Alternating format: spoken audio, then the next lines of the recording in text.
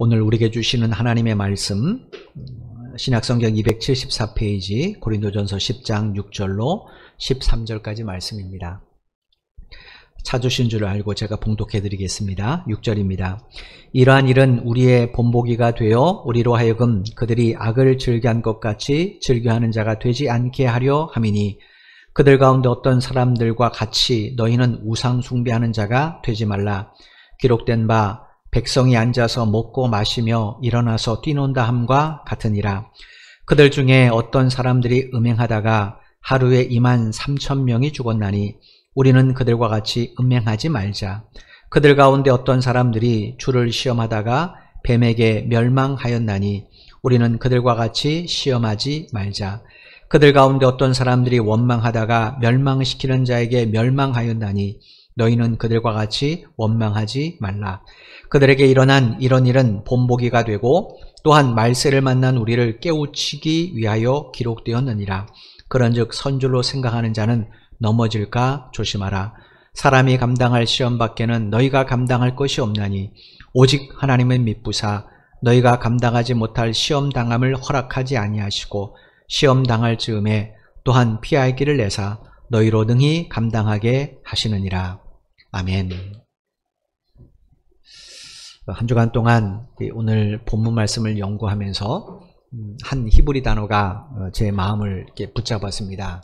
하람이라는 히브리어인데, 지난 시간에 우리가 말씀을 살펴보면서 고린도전서 10장 9절에서 바울이 언급한 이 사건이 민수기 21장에 기록된 불뱀 사건이라는 사실을 우리가 지난 시간에 함께 나눴습니다. 하나님께서 이제 에돔을 피해서 이스라엘 백성들을 홍해길로 위하도록 인도하셨는데, 이스라엘 백성들이 아니 왕의 대로도 있는데 또 하나님이 함께 하시면 애굽을 관통할 수도 있는데 왜 이렇게 빙 돌게 했고 또 험한 길로 인도하시냐라는 것 때문에 조급한 마음으로 하나님을 원망하다가 이제 불뱀에 물리게 된 사건이지 않습니까? 이 불뱀 사건 직전에 이스라엘 백성들이 아라 족속과 전쟁하게 되었다라는 것을 말씀을 드렸습니다. 그런데 이 아라 족속과의 전쟁 중에 하람이라는 히브리어가 등장을 해요. 민수기 21장 2절로 3절 말씀입니다. 이스라엘이 여호와께 서원하여 이르되 주께서 만일 이 백성을 내 손에 넘기시면 내가 그들의 성읍을 다 멸하리이다. 여호와께서 이스라엘의 목소리를 들으시고 가나안 사람을 그들의 손에 넘기심에 그들과 그들의 성읍을 다 멸하니라. 그러므로 그곳 이름을 호르마라 하였더라. 이 말씀에서 우리말로 멸하리라 라고 번역된 히브리어가 바로 하람이라는 그런 단어예요. 근데 이 단어는 일상적인 단어가 아닙니다. 이 고대 근동지방에서 일어난 모든 전쟁은 사실은 그 민족이 믿는 신을 위한 거룩한 전쟁, 즉 성전이었습니다. 그래서 전쟁의 승리는 곧 누구의 승리가 되는가? 그 민족의 신의 승리가 되는 겁니다. 그러므로 전쟁에서 얻은 모든 전리품, 포로는 다 누구의 것으로 생각했는가? 신의 것으로 생각을 했어요. 이런 이유 때문에 고대 근동지방에서 왕이나 혹은 장수들은 전쟁에 나가기 전에 먼저 신전에 갑니다. 신전을 찾아요. 특별히 이것이 굉장히 중요한 전쟁이라면 반드시 신전을 찾습니다. 가서 뭐 하는가? 신에게 맹세를 해요. 신이여, 만일 이 전쟁에서 우리가 승리를 한다면 전리품과 포로들 다 신에게 바치고 우리는 손을 대지 않겠습니다 라는 맹세를 합니다. 이때 사용하는 단어가 하람이라는 히브리어예요. 그러니까 하람이라는 히브리어는 이렇게 신에게 모든 것을 다 바치겠다고 맹세할 때 사용하는 종교 언어입니다. 일상 언어가 아니에요. 신의 이름으로 모든 걸 다 진멸시키고 돌아오겠다라는 거예요. 승리케 해주면.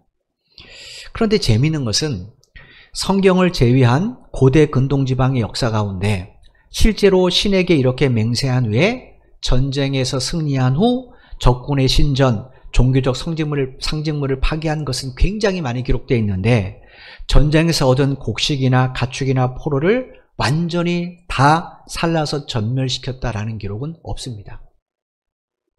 이게 뭘 의미합니까? 신에게 맹세한 대로 실천한 사람이 없었다라는 거예요. 이유가 뭐겠습니까? 그 눈에 파 보이는 경제적 이득 때문이죠. 그러므로 왕이나 군대 장관들이 자신이 믿는 신에게 이런 맹세를 한 것은 목적이 뭔가? 사실은 그 신을 이용해서 자기 욕망을 채우기 위함이었던 거예요. 우리가 잘 아는 것처럼 사울왕 한번 생각해 보십시오. 하나님이 아말렉 족속을 진멸하라고 그랬어요. 근데 뭐 했습니까? 살찐 짐승들, 여인들, 그 다음에 아말렉의 왕 살려뒀잖아요. 그죠? 하나님 어떻게 하셨습니까? 그런 사울왕을 하나님 오히려 진멸하셨어요. 이스라엘 백성들은 이런 고대 근동지방 사람과 달랐습니다. 조금 전에 읽어드린 것처럼 민수기 21장 2절로 3절에 기록된 이 내용처럼 하나님, 내가 전쟁정에 모든 것을 다 진멸시키겠습니다 라고 하나님의 맹세를 한 것에 대해서 이스라엘은 반드시 지켰고 실제로 모든 것을 다 전멸시켰어요.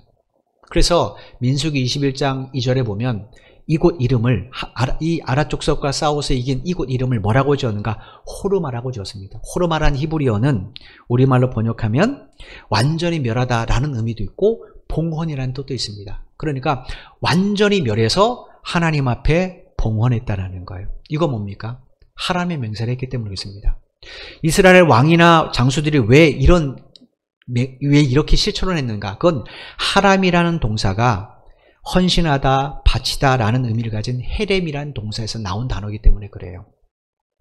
구약성경 에스겔서 44장 29절에 보면 이런 내용이 기록이 되어 있습니다. 에스겔서 44장 29절입니다. 그들은 소제와 속죄제와 속건제의 제물을 먹을지니 이스라엘 중에서 구별하여 드리는 물건을 다 그들에게 돌리며, 이 말씀에서 우리말로 구별하여 드린 물건이라고 번역된 히브리어가 헤렘이란 동사예요. 하람은 이 헤렘이란 동사에서 나온 단어입니다. 그러니까 하나님께 바쳐진 물건이라는 거예요.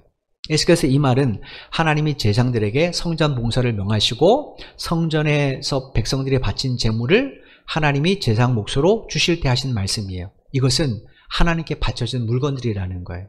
따라서 하나님께 전멸하겠다라고 하람의 맹세라는 모든 것을 주는 누군가? 그건 하나님이십니다. 왜냐? 하나님께 바쳐진 것들이기 때문에. 여호수아 6장에 보면 이제 여호수아가 견고한 여리송을 치기 전에 백성들에게 이렇게 명령을 내립니다. 여호수아 6장 17절로 18절 말씀입니다. 이 성과 그 가운데 있는 모든 것은 여호와께 온전히 바치되 기생 라합과 그 집에 동거하는 자는 모두 살려주라. 이는 우리가 보낸 사자들을 그가 숨겨 주었음이니라. 너희는 온전히 바치고 그 바친 것 중에서 어떤 것이든지 취하여 너희가 이스라엘 진영으로 바치는 것이 되게 하여 고통을 당하게 되지 아니하도록 오직 너희는 그 바친 물건에 손대지 말라. 이 말씀에서 우리말로 바치되, 바친 것, 바치는 것이라고 번역된 모든 히브리어가 다 헤렘이라는 단어입니다. 여리고성에 있는 모든 것은 하나님의 것으로 구별된 것들이라는 거예요. 여호수아가 왜 이렇게 말을 했는가? 그건 하나님께서 그에게 이 여리고성을 내가 너희 손에 넘겨주겠다라고 말씀하셨기 때문에 그래요.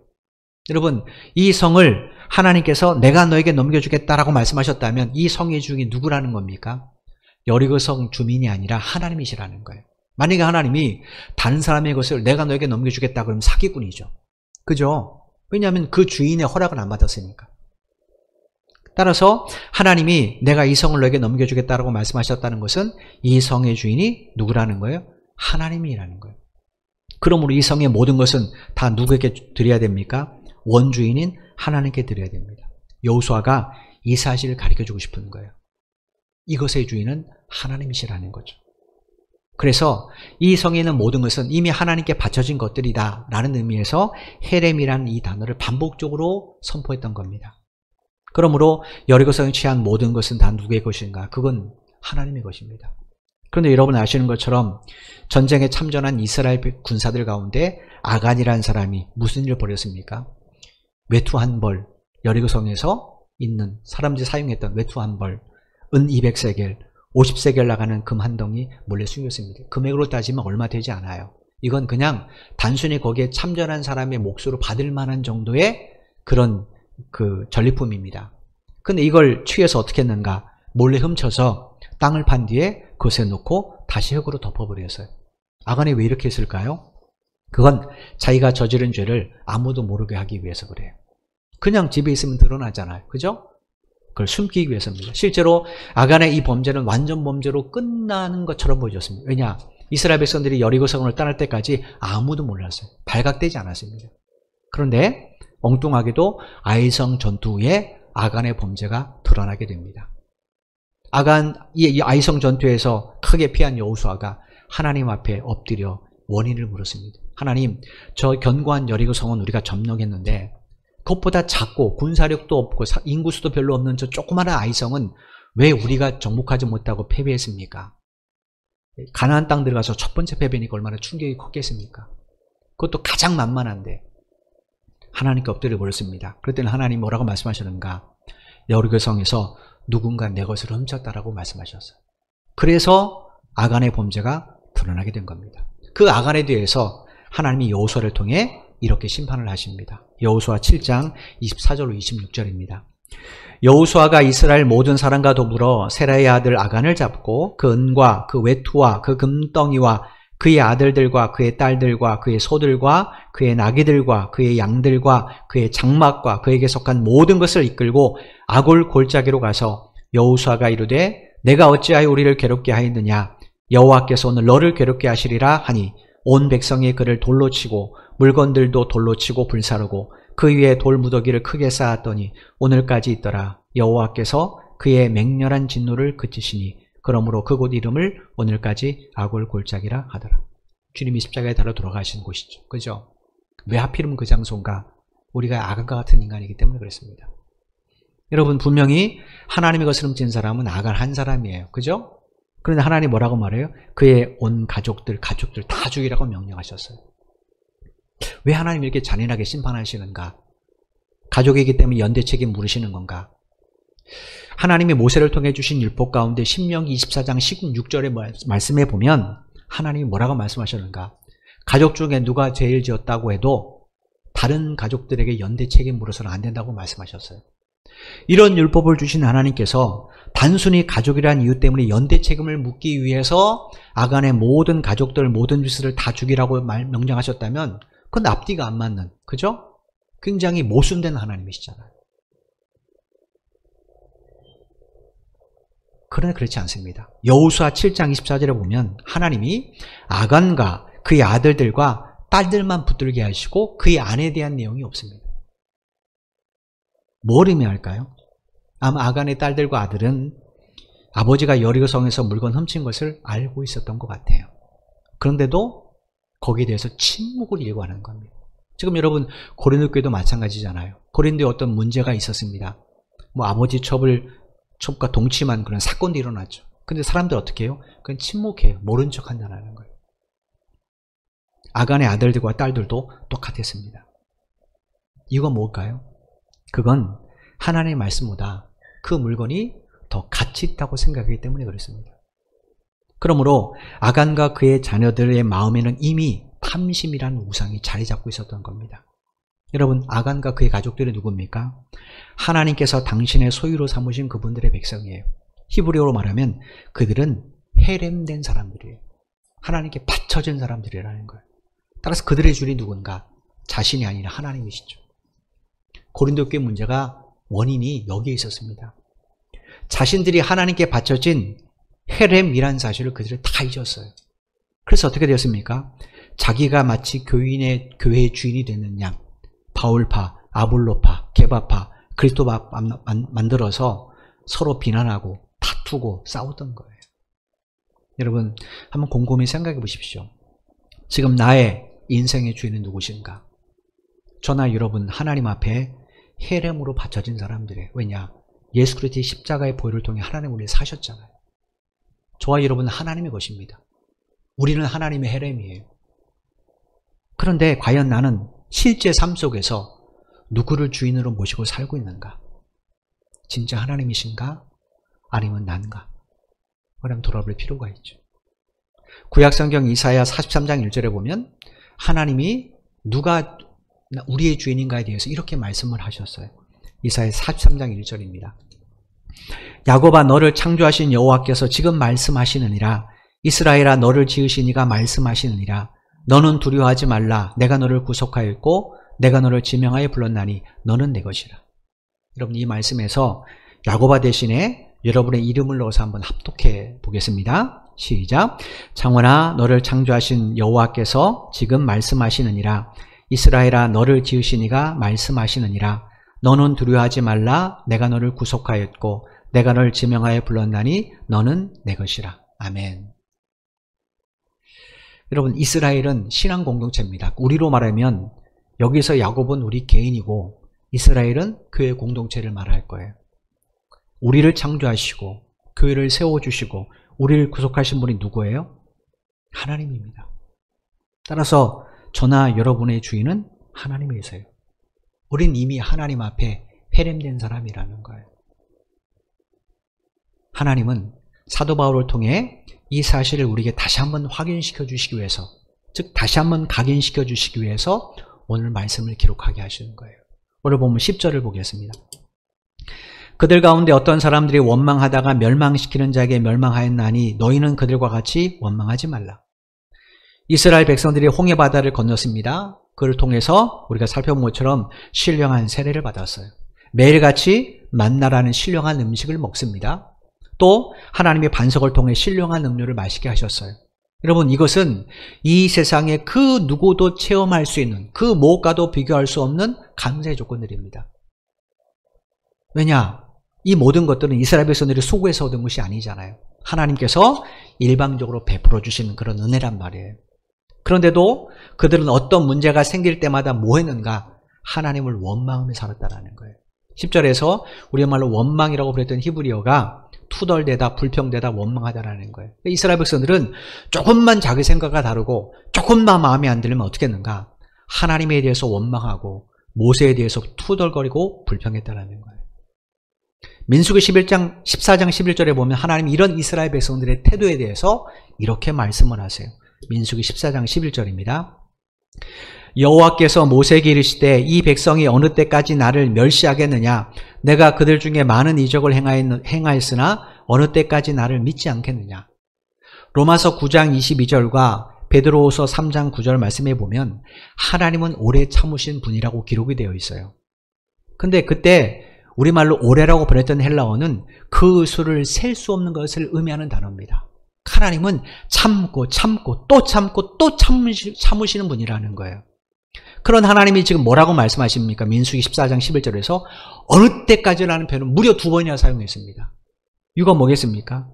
그들은 출애굽한 그때부터 가나안 땅에 들어갈 때까지 지속적으로 하나님을 원망했던 거예요. 조금만 자기 마음이 안 들면, 조금만 자기 생각과 다르면 지속적으로 불평하고 하나님이 세우신 모세에 대해서 원망하고 다투었던 거예요. 여러분, 하나님에 대한 원망과 감사는 단순히 감정적인 문제가 아닙니다. 그건 믿음과 불신앙의 문제. 왜냐? 그 배경에는 하나님에 대한 신뢰가 깔려있기 때문에 그렇습니다. 우리가 지난달 창립기념주일 때, 기념주일 때 제가 여러분에게 하나님은 우리를 돌보시는 분입니다 라는 이야기를 분명히 들려드렸습니다. 여러분, 이 사실을 정말로 믿은 사람은 사도 바울처럼 어떤 처지에 놓여있던 자족한 마음으로 신앙생활을 하겠죠. 빌립보서 4장 11절 12절에 보면 사도 바울이 이렇게 고백을 합니다.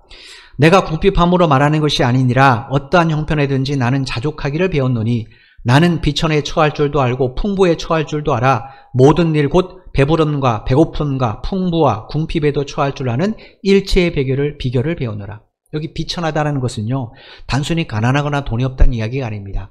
그것 때문에 다른 사람에게 무시당하고 멸시당하는 거예요. 여러분, 고린도 교회 대부분의 성도들은 노예 출신들입니다. 얼마나 가난합니까? 신분도 낮은데 그것 때문에 멸시받고 무시당하는 거예요. 그런 상황 속에서도 바울은 뭐 했는가? 하나님에 대한 감사를 잃지 않았다는 거예요. 야, 하나님이 널 도와주신 다음에 사도 바울, 그런데 당신은 왜 질병이 있어? 당신은 왜 그렇게 힘들게 살아? 왜 당신은 뒤통수를 맞아? 이런 이야기를 들었다는 거예요. 근데도 바울은 어때요? 그 상황에도 감사를 잃지 않았습니다. 여러분, 우리가 풍부할 때, 무슨 일이 잘 풀릴 때 하나님께 감사하는 거 누구나 할 수 있습니다. 그런데 이런 비천한 상황 속에서도 하나님께 감사하는 것, 이건 아무나 할 수 있는 것 아닙니다. 어떤 사람만 할 수 있는가? 하나님은 나를 돌보시는 분이다 라는 확실한 믿음을 가진 사람만 할 수 있어요. 하나님께서 당시를 원망하는 이스라엘 백성들을 향해서 어느 때까지 너희들이 나를 멸시하겠느냐? 어느 때까지 나를 믿지 않겠느냐라고 탄식하신 이유가 바로 여기 있습니다. 그들의 원망과 배경에는 하나님에 대한 불신이 자리 잡고 있었던 거예요. 그래서 하나님이 왜 너희들 나를 믿지 않느냐라고 말씀하시는 거예요. 그러니 그들의 삶은 어떻게 되겠습니까? 민수기 14장 11절에 우리말로 멸시하겠느냐라고 보냈던 히브리어 의미는 경멸하다 버리다라는 거예요. 하나님의 뜻을 그들은 어떻게 했는가?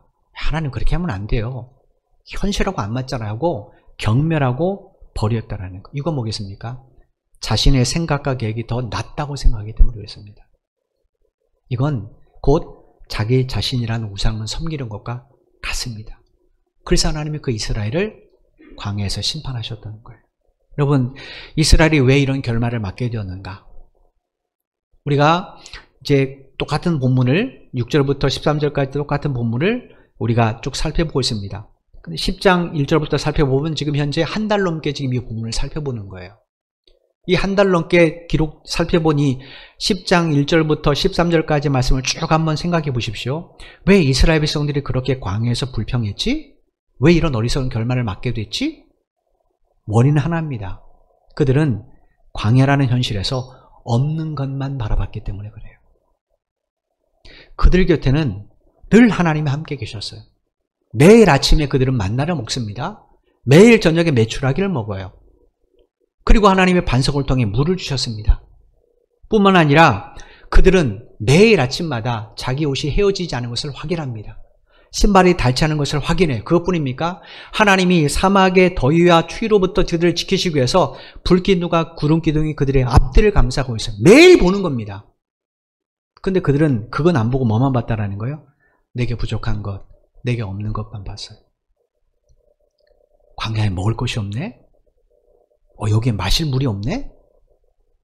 매일같이 그들은 자기들이 누리는 하나님의 은혜는 생각하지 않은 채 그저 없는 것, 그저 부족한 것, 이것만 바라봤어요. 그러니 무슨 감사가 나오겠습니까? 그 결과 그들의 삶에는 점점 뭐가 사라졌는가? 감사가 사라지는 거예요. 아까 말씀드린 것처럼 감사는 감정적인 부분이 아닙니다. 믿음에 대한 부분이에요. 감사가 살았다는 것은 점점 하나님을 믿지 않게 되었다는 거예요. 고린도 교회 문제도 마찬가지예요. 왜 그들이 성도들 간에 서로 파벌을 만들고 서로 상처를 주고 다투고 분쟁하고 우상의 재물을 먹는 문제로 논쟁을 벌이는가? 원인은 다른 데 있지 않아요. 하나님에 대한 감사를 그들이 잃어버렸기 때문에 그렇습니다. 데살로니가전서 5장 16절로 18절에 보면 주께서 바울을 통하여 우리를 향하신 하나님의 뜻을 이렇게 설명해 줬습니다. 데살로니가전서 5장 16절로 18절 말씀입니다. 항상 기뻐하라, 쉬지 말고 기도하라, 범사에 감사하라.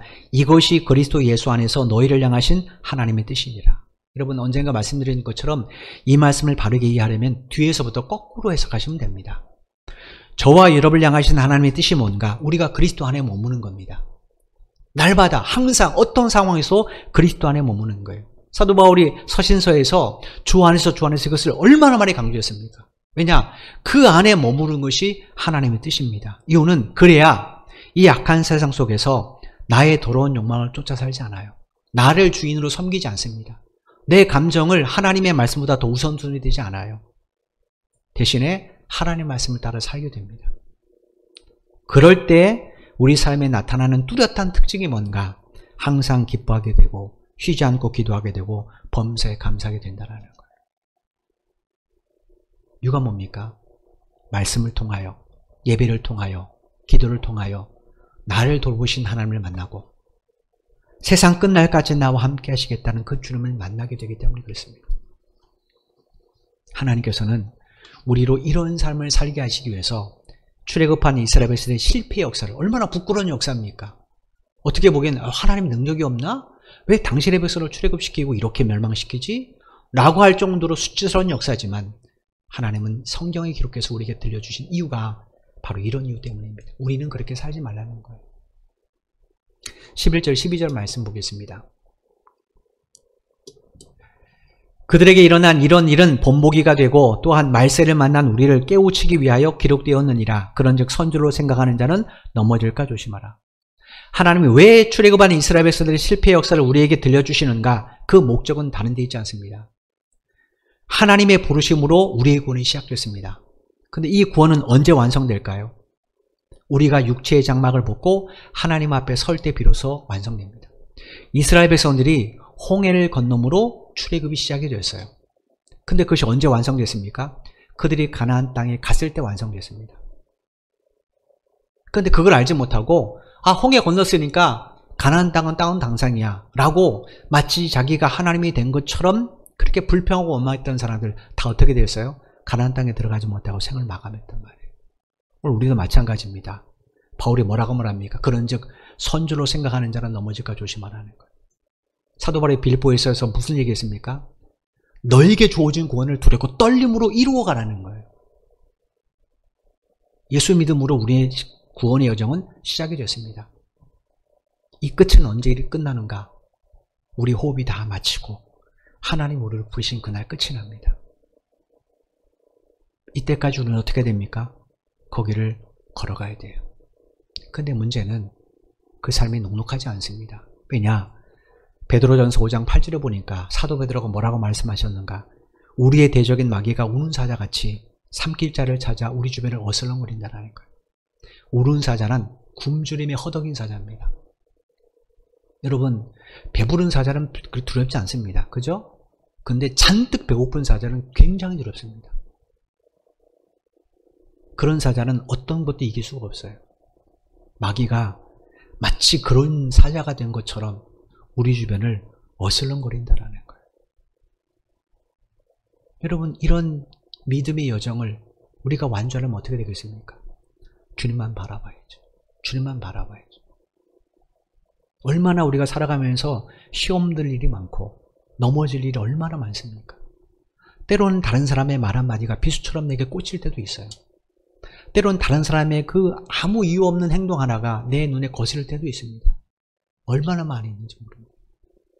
그러나 분명한 사실은 우리가 주님만 바라보고 주 안에 구하면 우리는 이 길을 완주할 수 있다는 거예요. 13절이 그 이야기입니다. 13절 말씀 보겠습니다. 사람이 감당할 시험 밖에는 너희가 당한 것이 없나니 오직 하나님의 미쁘사 너희가 감당하지 못할 시험 당함을 허락하지 아니하시고 시험 당할 즈음에 또한 피할 길을 내사 너희로 능히 감당하게 하시느니라. 여기 우리말로 시험이라고 번역된 이 헬라어는 유혹하다는 뜻이에요. 여러분, 누가 우리를 유혹할까요? 하나님이 아닙니다. 마귀가 유혹하죠. 출애굽한 이스라엘 백성들 현실에 부족한 것, 없는 것을 통해서 그들이 넘어지지 않았습니까? 마귀는 똑같습니다. 늘 우리에게 부족한 것, 늘 우리에게 없는 것으로 우리를 유혹해요. 내가 병에 걸렸을 때 건강한 사람의 말 한마디가 내게 시험거리가 되고, 내가 경적으로 어렵고 직장이 없을 때 누구에게 시험거리가 되는가? 번듯한 직장에 다니는 사람의 말 한마디가 내게 시험거리가 됩니다. 늘 사탄은 없는 것, 부족한 것으로 우리를 공격하게 되어 있어요. 근데 분명한 사실은 이 세상의 유혹 가운데 하나님의 자녀인 우리가 이길 수 없는 유혹은 하나도 없다라는 거예요. 이유가 뭔가? 신실하신 하나님이 우리 곁에 계시기 때문이겠습니다. 그 하나님 무슨 일 하십니까? 13절 다시 한번 보십시오. 하나님 뭐하고 하십니까? 우리가 감당하지 못할 시험은 하나님 허락하지 않고 계십니다. 이 말은 성도들에게 시험거리가 없다는 말이 아니에요. 어떤 시험이든지 우리는 감당할 수 있다는 거예요. 왜냐? 하나님 우리가 감당하지 못할 시험은 아예 허락하지 않습니다. 그러니까 지금 우리가 겪고 있는 것, 그것이 사람으로 인한 문제든 아니면 경제적인 문제든 건강의 문제든 어떤 문제든지 사실은 우리가 이길 수 있는 문제입니까? 없는 아닙니까? 이길 수 있고 극복할 수 있는 문제라는 거예요. 왜냐?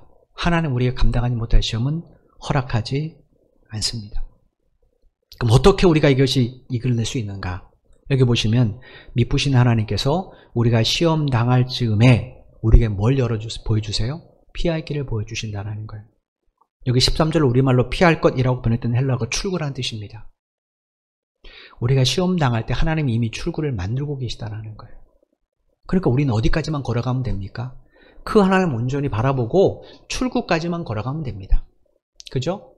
그러니까 여러분, 지금 여러분이 겪고 있는 모든 어려움이 출구가 없는 어려움이 아닌 거예요. 그게 사람의 문제든 자식의 문제든 부모의 문제든 경제적 문제든 출구가 없는 문제가 아닙니다. 이미 출구가 있어요. 우리는 뭐 하면 되는가? 그 출구까지 가면 됩니다. 그러면 고난의 터널은 통과됩니다. 어떻게 거기까지 갈 수 있는가? 시편 119편을 보면 한 시인이 우리에게 이런 이야기를 들려줘요. 시편 119편 105절 말씀입니다. 주의 말씀은 내 발의 등이요 내 길의 빛이니이다. 하늘의 달도 별도 빛을 잃은 칠흑 같은 어둠에 여러분이 갇혔다고 생각해 보십시오. 사방에 아무것도 안 보입니다. 그때 여러분 손에 손전등 하나 있다면 얼마나 안전하고 얼마나 내가 그 길을 잘 걸어갈 수 있겠습니까? 하나님의 말씀이 우리 인생에 이런 등과 같다라는 거예요. 우리가 살다 보면 칠흑 같은 이런 어두움 속에 갇힐 때가 참 많잖아요. 앞도 보이지 않고 뒤도 보이지 않고 피할 길도 없고 문제가 해결될 기미도 안 보이고 이런 어둠에 갇힐 때가 얼마나 많습니까? 그때마다 우리가 붙잡아야 될 게 뭔가? 하나님의 말씀이라는 거예요. 왜냐? 그것만이 내 인생길의 유일한 등이기 때문에 그렇습니다. 그럼 여러분 이 사실을 믿으시고 날마다 하나님의 말씀 붙잡고 날마다 기도를 통해 하나님 뜻을 구하는 여러분 모두가 되시기를 바랍니다. 그럼 반드시 출구에 도착하실 거예요. 여러분 삶 가운데 없는 것, 부족한 것만 바라보지 마십시오. 그러면 반드시 시험에 걸립니다. 지나온 삶을 되돌아보십시오. 하나님의 은혜가 아니었던 적이 있었습니까? 하나님의 은혜가 아니었다면 우리의 심장이 어떻게 오늘까지 작동할 수 있겠습니까? 하나님의 은혜가 있다면 어떻게 우리가 먹고 살 수 있겠습니까? 하나님의 은혜가 있다면 우리가 어떻게 일할 수 있겠습니까? 하나님의 은혜가 있다면 어떻게 오늘 우리가 이 자리에 있을 수 있습니까? 우리는 이런 하나님의 은혜를 매일같이 공급받아요. 근데도 우리 눈은 현실에 없는 것, 부족한 것만 바라보니까 감사가 사라지게 되는 겁니다. 여러분, 이스라엘 백성들이 광야를 지날 때 하나님 그들을 먹이시고 입히셨습니다. 우리가 광야 같은 이 세상을 지나는 동안 하나님 동일하게 먹이시고 입히실 겁니다. 이 어려운 광야 속에서 여러분이 늘 하나님만 바라봤으면 참 좋겠습니다. 내 기준이 아니라 하나님의 말씀의 기준을 삼으십시오. 여러분 늘 있을 때만 감사하지 마시고 진짜 힘들 때 한번 감사해 보십시오. 진짜 힘들 때 한번 일어나 보십시오. 일어나집니다. 왜냐? 하나님이 여러분 곁에 계시기 때문에 그렇습니다. 그러므로 어떤 어려움이 있어도 하나님을 원망하거나 불평하지 마십시오. 그 하나님은 지금도 살아계시고 그 하나님은 지금도 우리 곁에 계십니다. 그 하나님은 지금도 보이지 않는 당신의 손길로 우리를 붙들어 주시고 우리가 시험 당할 즈음에는 이미 출구를 만들어 놓으시고 여기까지만 와라 하고 말씀의 빛을 비춰주고 계십니다.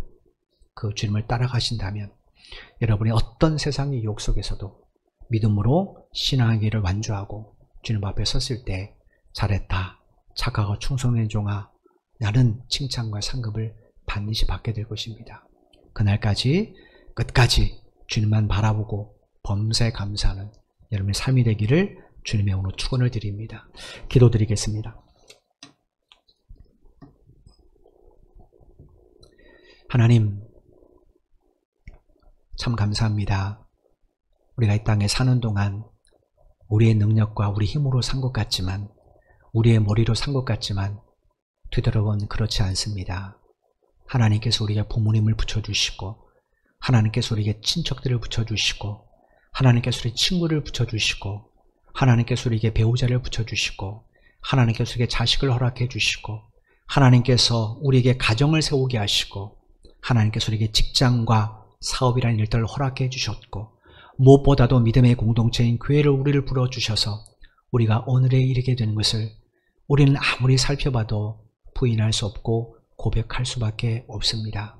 그 하나님께서 왜 손이 짧아서 우리의 내일을 지켜주지 못하시겠습니까? 어제도 지켜줬다면 하나님 오늘도 지켜주시고 내일도 지켜주실 것입니다. 그 하나님 우리를 돌보신다는 사실을 우리 성도들이 온전히 믿고 비록 현실에서는 힘들고 어려운 일이 있을 수 있고 사탄의 유혹이 있을 수도 있지만 그때마다 말씀의 등불을 가지고 올바른 주님의 뜻을 구할 수 있는 우리 성도들이 될 수 있도록 역사해 주옵소서. 사탄은 늘 우리에게 지금 나에게 없는 것, 나에게 부족한 것을 보게 합니다. 그러나 분명한 사실은 광야 속에 하나님이 계십니다.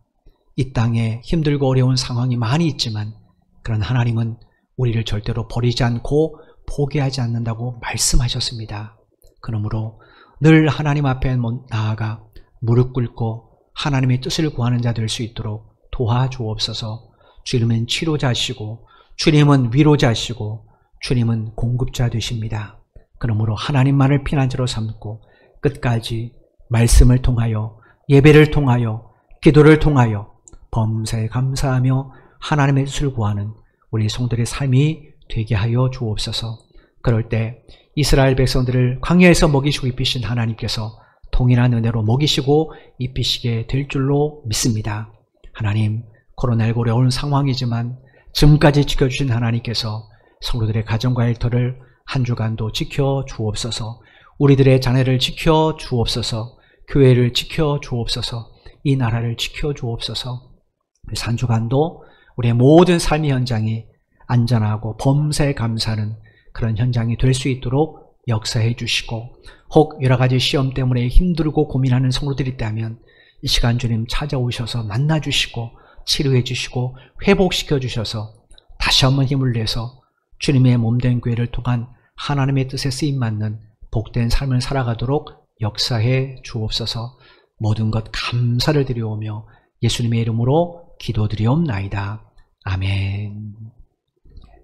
우리 다 같이 일어나셔서 찬송가 500, 이제는 교회의 머리가 되신 우리 주 예수 그리스도의 크신 은혜와 독생자 예수 그리스도를 십자가에 내어주시기를 사랑하신 아버지 하나님의 만극하신 사랑하심과 우리 속에 내주하셔서 감화, 감동, 교통 충만케 하시는 성령의 역사하심이 오늘 말씀을 마음에 깊이 새기며 그 어떤 시험 앞에서도 하나님만 바라보고 하나님만 의지하고 믿음으로 살기를 소원하는 사랑하는 모든 믿음의 형제 자매들의 발걸음 위에와 저들의 가정과 저들의 직장과 사업 위에 이 나라 이 민족과 우리 선교 제일교회 위에 지금부터 영원토록 함께 하시기를 간절히 축원하옵나이다. 아멘.